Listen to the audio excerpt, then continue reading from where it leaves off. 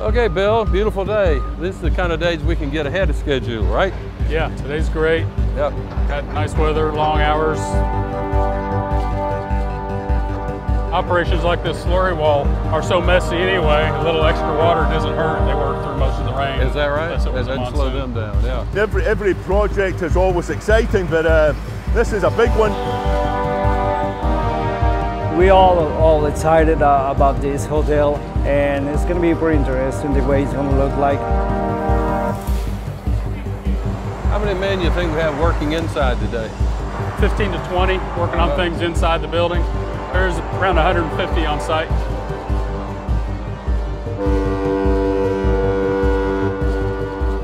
A lot of engineering in this. I know we had a dozen or more engineers involved in figuring out the best way to do this. You know what's interesting, I was walking down River Street and realizing because of the curve of the river, you'll be able, as you come down the walkway, you'll be able to see the front of every one of our buildings.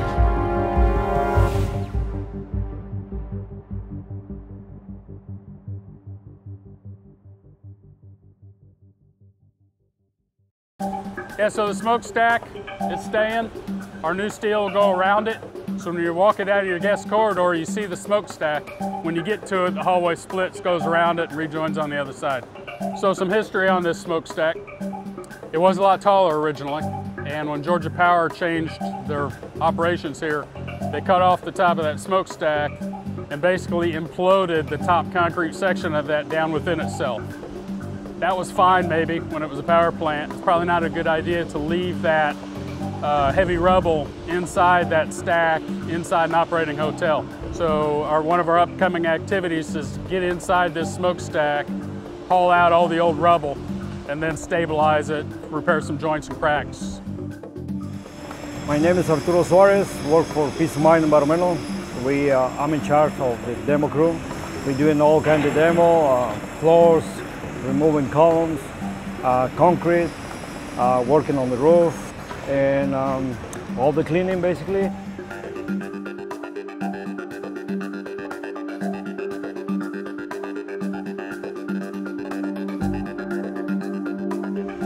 We will demo all this concrete on all this second floor.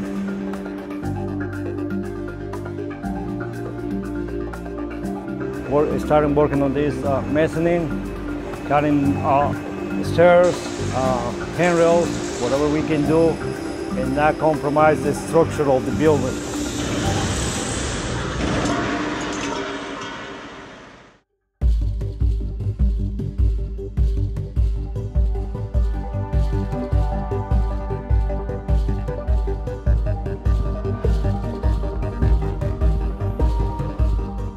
The roof of this existing area is going to get repurposed into event space.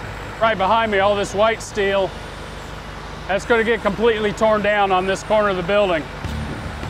And then there's new steel with additional capacity goes in on this whole corner. Everything from there down gets rebuilt. All that goes out? We leave the joists and the trusses that are there now, but put new ones in between. Okay. Because that becomes the 5th floor event deck above.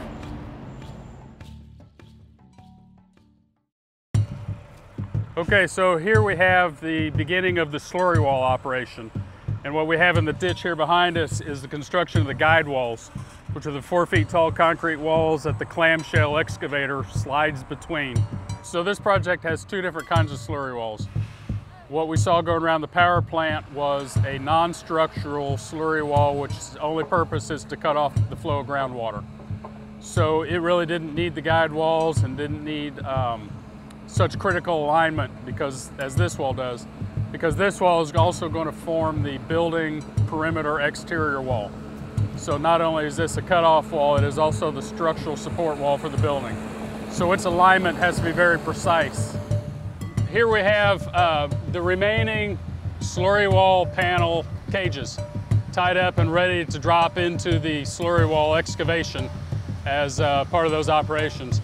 Pretty much now completed 3 sides of the perimeter of the basement for the garage.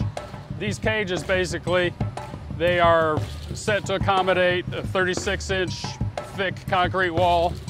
So They are tied up. They've been built here on site. The iron workers have been working diligently.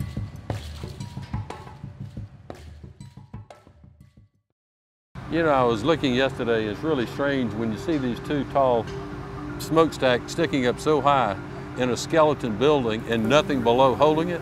Yeah. You say, oh my gosh, Yeah. that thing must be really braced. Yeah. Because you get a wind load on that, and the torque on that tower would be pretty extreme, I would think. Yeah. Which is the reason for 3 months worth of work reinforcing the old steel before we start cutting out to make room for the new. So this is a good point to describe and show you the steps and the procedures for reinforcing the base plates. In this shot, you can see this is an existing column. We cut the concrete slab away and revealed the existing steel base plate, which is about that 3-inch thick slab. That base plate actually needs a bigger footprint. We're clearing all the old concrete out from around it. We have a bunch of steel material that same thickness that we're going to weld to that existing base plate. In essence, create a bigger footprint, bigger pad on the bottom of that column. So this space behind me, as you can see, is we're standing on the 2nd floor. The 2nd floor we're going to reuse in the hotel rooms. I'm standing in a future hotel room now. Then you can see there's really nothing between here and the roof except for a couple little intermittent levels here and there. We actually put a 3rd floor, a 5th floor, and a 6th floor within this space. We in essence create this multi-story building within the existing shell without raising the roof. So that's why we're reinforcing all the bottom of these columns to carry that extra load. Where are we on the colors? You might point out the different colors we tried now for the steel. So what we've done is tried to imitate the patina of the steel, that in areas where it was very attractive, and we thought, no, I want to leave it in the finished space. This little section up here where the light bulb is, that is unpainted original steel with that reddish brown oxidized color that the architects seem to like. And so one attempt will be to match that exactly. Find the recipe that fits that and see if you like it.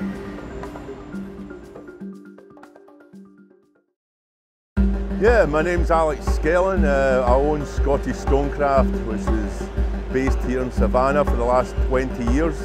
We were hired here to do the historic restoration on the facade of the power plant. All the structural cracks, to repoint all the brickwork and to repair all the holes, the big large holes in the walls that have occurred over the years. Yeah, this is one of the places where the I-beam, the large I-beam, steel I-beams were flush with the outside brickwork. The one up the top here has already been cut out, steel's been cut out and it's been retooed. It's now ready for the brickwork to be put back in. This elevation at the far end has a section that has already been been cleaned, holes filled in, structural cracks filled in, and has had a finish. It's been totally steam cleaned. We'll hand pick the bricks from the pallets to get the colours to try and match as close as possible, and rebuild the wall and blend it in to match existing as close as possible.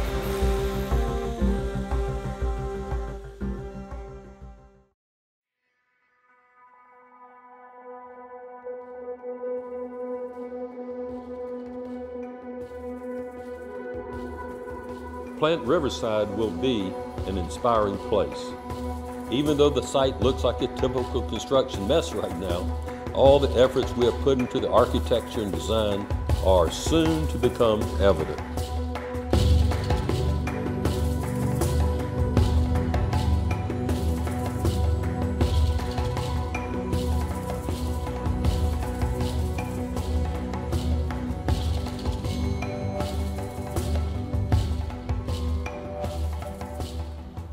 I'm DWAYNE Stevens with AECOM Hunt.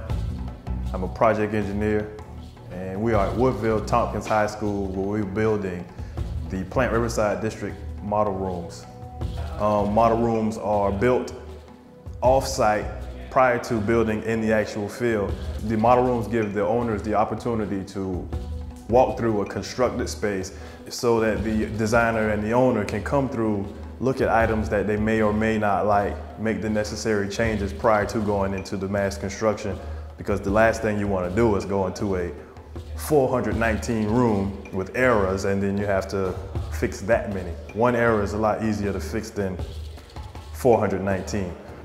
My name is Ron Horton. I'm the owner of Savannah Millwork. We're in the middle of restoring the windows for the Riverside power plant. I would like to say that a lot of time and effort has gone in to each one of these sash up to this point. Each sash had to get cataloged, drawings were made, treatment was done, an enormous amount of time. The Park Service has come and looked at it, historic preservation.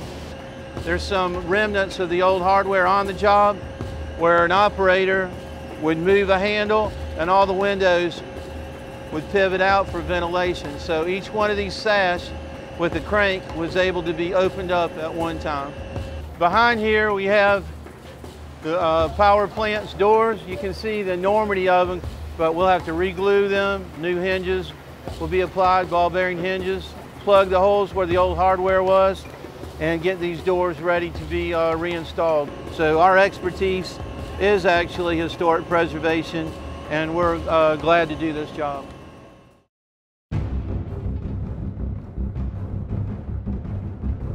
Okay, so a couple things that have happened here lately. You've seen the Three Muses site has mostly been a staging yard. We were using it to clean the old brick from the power plant demolition, store equipment. We're really excited at this point in the project because we're actually kind of switching phases. This is the auger cast pile operation for buildings A, B, and C. This auger is displacing the soil and pumping the concrete into the shaft at the same time.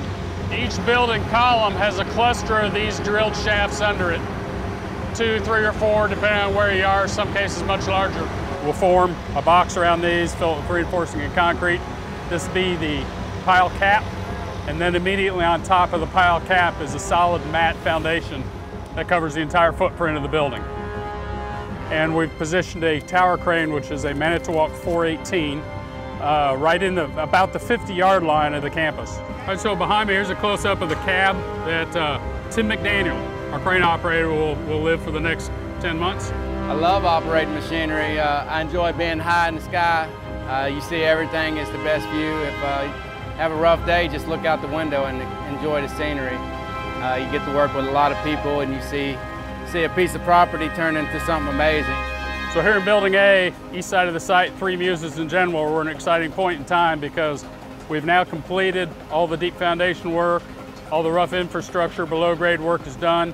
At an exciting point of the job. Now we're out of the ground and we're getting ready to go vertical. Well, it's looking good, Bill. Thank you. Looking real good. Yeah. Looks like you got men working in every area, focused and doing the work. Yeah. That's when you really make progress. And it's a very tight site, but the subs are cooperating with each other. Right. In some cases sharing equipment, sharing cranes. I'll be honoured and privileged to be able to work on this project, especially being it's in Savannah, my own hometown now. Very happy, and I can't wait to see it finished. Maybe in a couple months we'll get another update like this. Absolutely. Great. Thank you. Thanks, appreciate it. Great job.